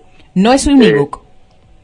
Tenemos ganas de hacerlo, la verdad que todavía no sabemos bien cómo hacerlo. Bien. Por ahora lo estamos ofreciendo en un PDF que se puede descargar, que sobre todo salió por el tema de que Leyendas lo han utilizado mucho en colegios. Y por ahí estaba el plan Conectar Igualdad, o los chicos tenían acceso a computadoras, y era muy difícil que puedan tener todos un libro. Entonces nos pareció una manera de llegar. Lo importante a un es que la más información grande. llegue, claro. Claro. Y a nosotros, realmente, como el costo de eso para nosotros es mínimo. O sea, y además, qué sé yo, nosotros que somos fanáticos de los libros, creemos que la gente, si te gustó el libro en formato virtual y después lo ves en formato físico, posiblemente lo compres. O sea que no lo vemos como una competencia. Claro, está muy bien. Así que eso lo ofrecemos, que también nos sirve como promoción. Bien. Y también muchas veces nos ha pasado que por la página de Facebook que tenemos, que ya está casi en 9.500 personas, tenemos gente que es de afuera del país y se complica mucho hacerle llegar los libros. Claro. Entonces lo ofrecemos también para que descarguen desde otros países. Por ejemplo, de Chile hay mucha gente, de España, de Colombia. Brevemente, contanos cómo es el proceso de investigación que ustedes llevaron adelante para ambos libros. Bueno, Leyendas de la Tierra del Fuego... Porque recordémosle a los oyentes que en el caso de ustedes, Federico es profesor de letras, si mal no recuerdo. Sí, nosotros somos, bueno, yo soy escritor y profesor de letras, Germán también es profesor de letras, escribe y es dibujante y guionista, y Omar es artista plástico y también es guionista y dibujante. Ninguno es investigador, ninguno es historiador. No. Pero sin embargo lograron un material que tiene mucho de la historia fueguina. Y nosotros tratamos de trabajar, el proyecto este de Leyendas comenzó con Omar publicando en una revista de la Patagonia que se llama La Duendes, que es de historietas. Comenzó publicando sobre la mitología Shetland. Al principio la primera fuente fue un libro de Canclini, que utilizamos porque nos pareció que estaba más ordenado, pero después fuimos buscando en distintos autores, en Brille, en Gusinde, en Ann Chapman, y como que la fuimos completando. Pero también por ahí dándole más importancia que a la parte histórica, a la dimensión de la historia, de la ficción, o sea, teniendo en cuenta que por ahí una leyenda es un relato oral, ¿no? Claro. O sea que sí o sí iba a sufrir cambios, me imagino, según el que lo contaba, según el público que tenía, ¿no? Entonces por ahí nunca no es un trabajo de historia, es un trabajo como una reversión de leyendas orales, que en este caso las pasamos al formato historieta. Y para El Origen del Viento no, El Origen del Viento ahí trabajamos desde la ficción, con lugares, o sea, tomamos la geografía de Tierra del Fuego y algunos personajes históricos, pero orientado más a la importancia de la historia, no tanto de la historia, me refiero de la ficción, no de las actitudes históricas. Está bien. No es un relato historiográfico, sino que es más bien una novela basada en un hecho histórico.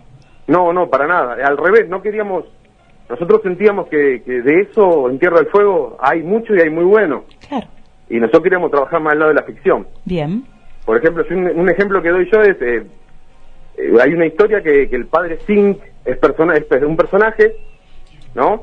Sobre un hecho que pasaba con los alumnos de la misión, pero porque nosotros somos exalumnos, pero que está ficcionalizado el hecho. Claro. ¿No? Lo mismo, hay una que habla estuvimos investigando sobre el pasado de Alexander Maclennan, el Chancho Colorado, y no encontramos nada de su vida anterior a Tierra del Fuego. Así que le inventamos nosotros una niñez y adolescencia. Mira qué interesante. Pero siempre trazado de la ficción, y lo aclaramos porque sabemos que hay mucho público que busca el lado de la historia y que se va a decepcionar con nosotros. O sea, nosotros estamos más cerca de Quiroga, de Jack London, apuntamos más para ese lado que para el lado de la exactitud o de la veracidad, ¿no? De alguien que trabaja con la historia. Federico, sabemos que estás trabajando, que has sido muy gentil en atendernos en este horario. No queríamos dejar de conocer el trabajo, de dar a conocer el trabajo que ustedes están realizando, y también felicitarte por ser uno de los premiados, de uno de los reconocidos que forma parte de la obra de la Universidad Nacional de Tierra del Fuego, Vidas Urbanas. Muchísimas gracias por recibirnos en tu casa y dejar entrar a la radio. Por la comunicación. Gracias. Estábamos dialogando con Federico Rodríguez de la editora Fueguina, El origen del viento, y como te decía, aquí en el estudio nos está acompañando muy paciente y muy gentil de su parte Julio Leite. Como te decía, él dirige actualmente la editora cultural de Tierra del Fuego, y en este punto de encuentro que hemos estado debatiendo, reflexionando sobre los libros, ¿qué hacemos en la editora cultural? En realidad, bueno, primero aclarar que no soy el director de la editora, yo estoy a cargo de, digamos, de fomentar esto en Río Grande, ¿no? Bien. La editora está en Ushuaia, y en Río Grande yo soy el que promociono, digamos. Está muy bien. La promoción de la editora. Un dato que me diste cuando llegaste, hoy 25 de noviembre es el día de los pueblos originarios fueguinos. Bien, ese dato no lo teníamos en la efeméride.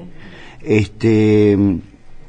Bueno, la editora para mí de esta gestión fue, junto a la universidad y otras cosas muy buenas que han ocurrido a nivel cultural y educativo, es una de las cosas que mejor han dado. Se ha editado mucha gente, más de 60 títulos, y no solamente edita libros, edita música. Así que estamos muy contentos. Y aparte sirve porque, bueno, la obra es así, vos presentás, hay una convocatoria anual, vos te presentás, y este trabajo es visto por personas que conocen, si el libro es científico, por gente, claro.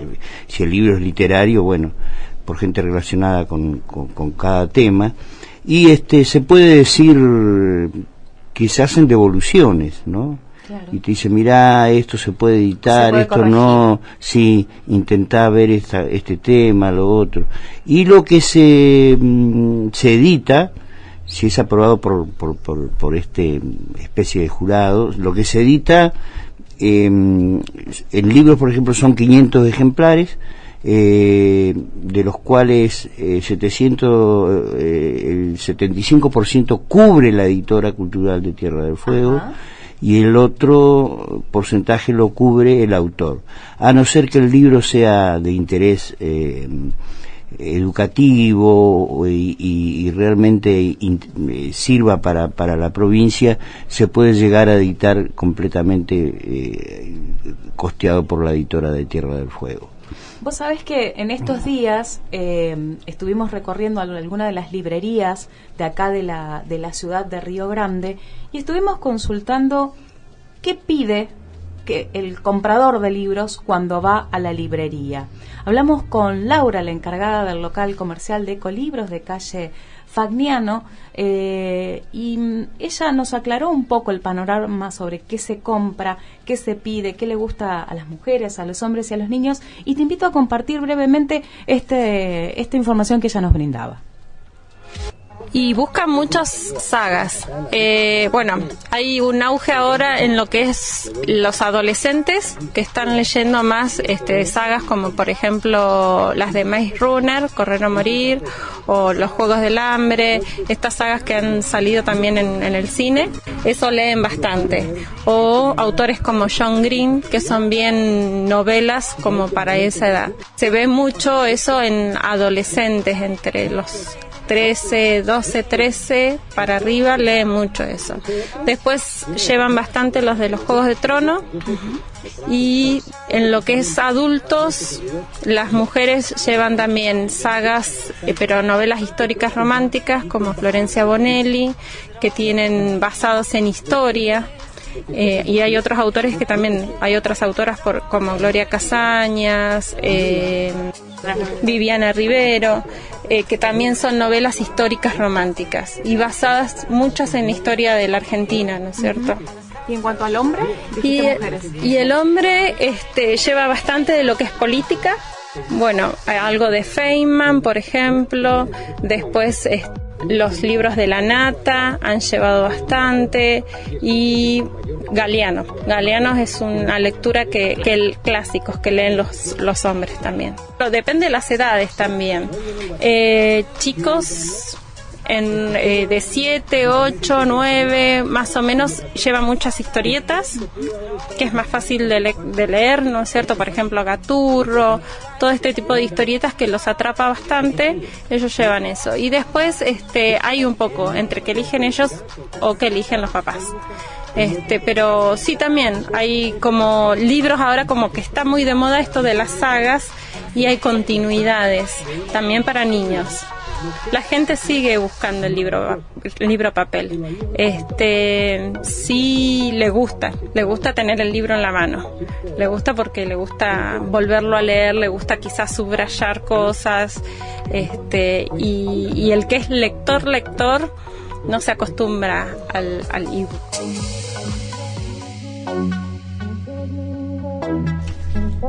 Julio, no solo fuimos a esta librería, recorrimos otras de la ciudad, y algo que nos llamó la atención es que casi no tanto los vendedores de libros, inclusive se lo pregunté después, si se pedían autores regionales o locales. ¿Cómo hacemos para...? La distribución. ¿Cómo hacemos para? El gran tema que Federico y sus amigos lo están solucionando por el tema que realmente lo están haciendo muy bien. La editora no se encarga de distribución. No, pero más allá del trabajo de la editora Fueguina. Bueno, primero la poesía. Yo estuve en el año, hace muchos años, en un encuentro en Alcalá de Henares, en España, y hablaban las grandes editoriales, ¿no? Alfaguara, y hablaban de cómo presentar un libro para ser editado por estas enormes editoriales, y esto tiene que ver con la distribución, y terminó diciendo poetas, por ejemplo, abstenerse. Claro. Abstenerse. Acá se compra Neruda, se compra lo conocido. Lo clásico. Walt Whitman, cosas así. O sea, pueden haber muy buenos poetas nuevos, que los hay. Por supuesto, y y muchísimos. no se vende, y eso no se vende.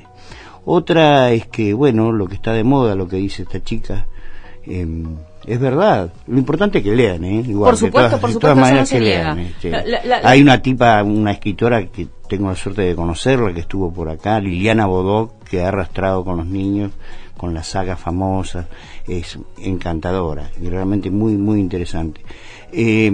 Los libros de los autores locales, digamos que los escritores patagónicos, voy a hablar de la región. Sí, esa es la idea. Los escritores patagónicos se conocen entre ellos, y realmente hay muy buenos escritores en la Patagonia, muy, muy buenos. Pero en Río Grande, por ejemplo, se da que hay más poetas que en Ushuaia.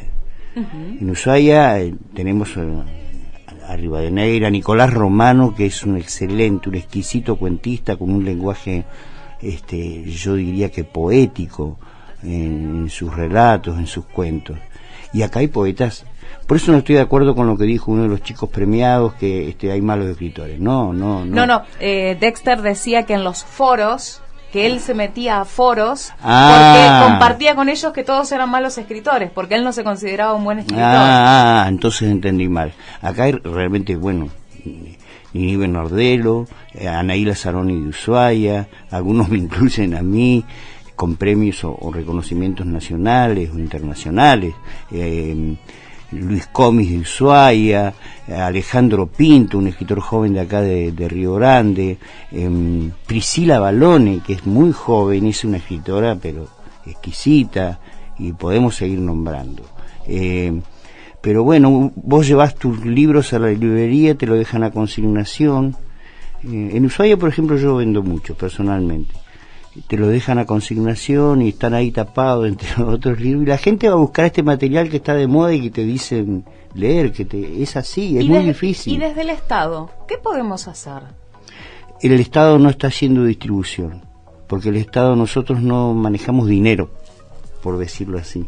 Entonces no, los libros que tiene el Estado, o sea, los que produce el Estado, van a las bibliotecas populares, a a instituciones intermedias, a ONG. El autor se tiene que encargar de la distribución. Y es muy difícil. Muy difícil, a no ser que seas Rodríguez, que lo han hecho maravillosamente y están distribuyeron muy bien, ¿no? Me encanta porque el trabajo lo vale. Y te hago una pregunta personal, ¿cómo es que se puede vivir como escritor? Yo viví muchos años. Ahora ya estoy vago, ¿no? Porque estoy trabajando en el Estado, pero viví muchos, 20, 30 años. Salía con el libro y viajaba por todos lados. Y ya me había hecho, digamos, un circuito y ya, bueno, soy conocido por ello y iba, presentaba mi libro, talleres literarios también. Sí, que era una de las cosas que pedía uno de los escritores de Ushuaia, fomentar estos encuentros. En Ushuaia hay uno interesante que hace Luis Comic, acá hay uno de gobierno, que hay una docente, pero hacen falta talleres literarios. Yo estoy medio vago, te vuelvo a repetir. Bueno, nosotros humildemente... Yo hice mucho taller, hice inclusive en Chile con la DIVAN, Dirección de Bibliotecas, Archivos y Museos, estuve haciendo, recorriendo desde La Serena hasta Punta Arenas, estuve 7 años trabajando en talleres. Pero bueno, ahora ya estoy más calmado. Nosotros, te decía humildemente, es nuestra intención.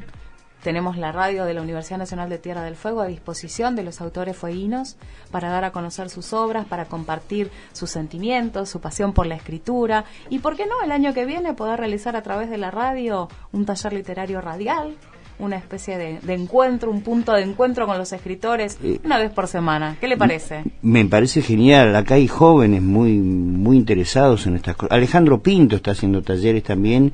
Irsi creo que está también trabajando con Alejandro en algunas cosas. Seguramente que yo te digo que no, ya no quiero hacer talleres, estoy cansado. Porque a mí ya ir todos los días, un día a la semana, de tal hora a tal hora, ya es rutina. Al escritor lo vuelve rutina. Para mí sí, para mí. Ya ir a trabajar, para mí es ya un trabajo. sí. Pero bueno, de algo hay que vivir. Está muy bien. De todas maneras, estoy muy contento con el tema de la editora, muy contento. Es verdad que faltan muchas cosas. Por ejemplo, reeditar material que es muy interesante. Que no se consigue. La ley 3218 de la doctora Penazo, que es un libro de poemas que tiene que ser reeditado. Después el diccionario Sheldon de Bridge, Lucas Bridge. Hay trabajos que tienen que ser reeditados. Julio, quería agradecerle su presencia en este punto de encuentro. Espero no se haya aburrido, que le haya gustado la propuesta radial. Gracias por acercarse con nosotros a la emisora. Me encantó y me parece que tendríamos que discutir más este tema. El tema de la distribución, el tema de difundir a nuestros creadores, que hay muy buenos y sería importante que sean difundidos y que pueda la gente acceder a su trabajo. Seguramente Angelina Oyarzún, que se ha quedado aquí custodiándonos y cebándonos unos mates, va a estar de acuerdo en que la biblioteca y la radio podamos ser un canal de difusión para poder seguir de fueguinos. Completamente de acuerdo, me encanta. Yo conozco a Julio desde mi infancia, me emociona siempre tenerlo cerca. Lo he leído y lo he disfrutado durante toda la vida porque es parte de mi historia. Para los que somos fueguinos, es una emoción muy grande contar con estos valores en escritura que nos acercan a nuestro pedacito de tierra cuando, en mi caso, estuve 22 años lejos. Bienvenido toda propuesta que tenga que ver con nuestra cultura y sobre todo con los libros en cualquier soporte. Es la información que llega al corazón de los que escuchamos desde la palabra, que es otra forma de oír. Yo te agradezco mucho y eso se nos emocionó. Eso es importante. Importante es que, bueno, alguien recuerde o haya aprendido algo. Les agradecemos a los dos y quería cerrar con una semblanza muy chiquita.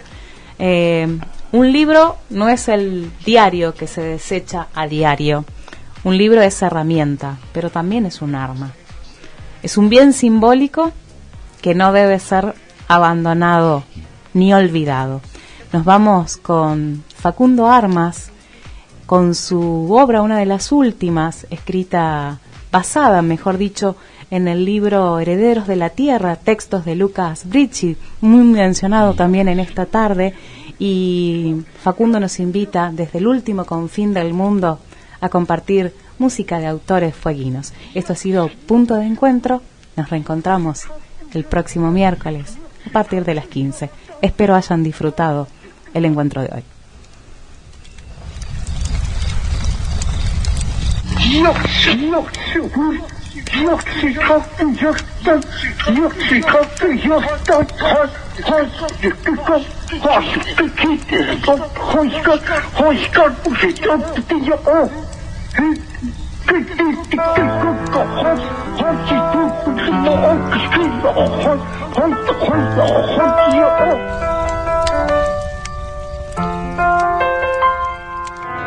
Desde el confín del mundo o el principio tal vez, canto de este pueblo que busca crecer, trashumantes de caminos forjaron la realidad.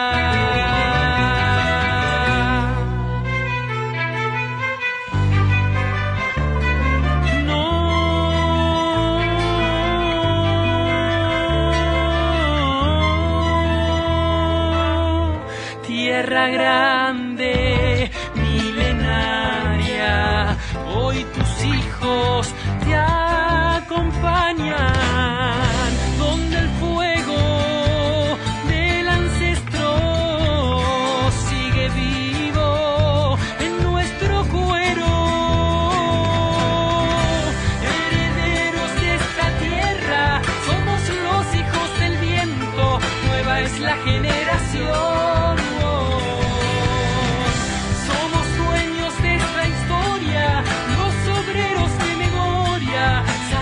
Fuego y rendición.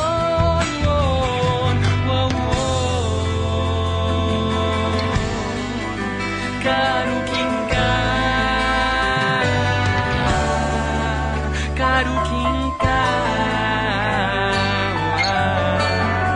Karukinka.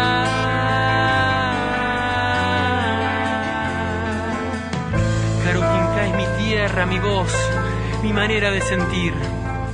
Blanca tierra del fuego, sueños de ambición y tristeza. Hoy estamos acá, somos herederos de la tierra, los hijos del viento, viento que emergió del mar, viento que estuvo en sus vidas. Selnan Shagan, Alakaluk, Hau. El cielo se tiñe de rojo y todavía se escucha el llanto del monte. Solo el Lengal sabe de tu pasado. Karukinka, hoy tus hijos te acompañan. Todavía se escucha el último fusil.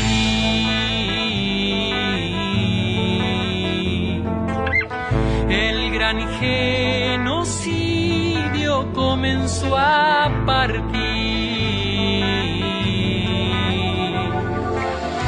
Tantas pestes les dejaron avances del invasor.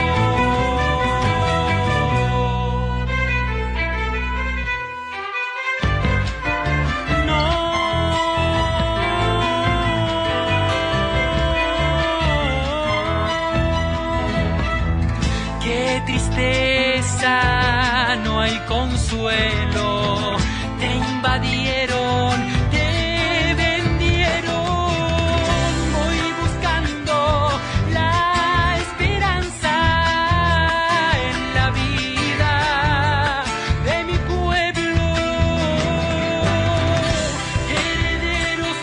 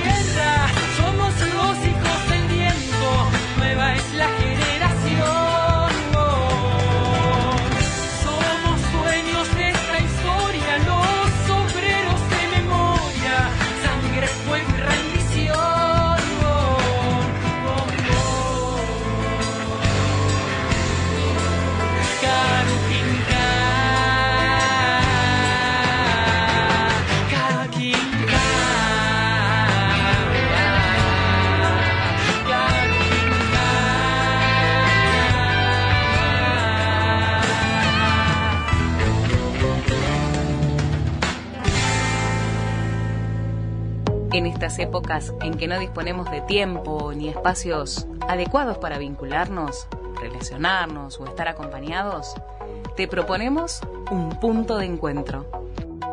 Un lugar para reunirnos, un espacio para la distensión, la información, la reflexión, el debate, la alternativa.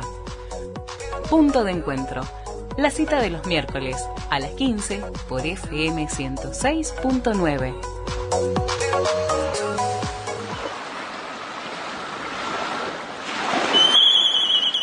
Transmite Radio Universidad Nacional de Tierra del Fuego, Antártida e Islas del Atlántico Sur en el 106.9 MHz en frecuencia modulada.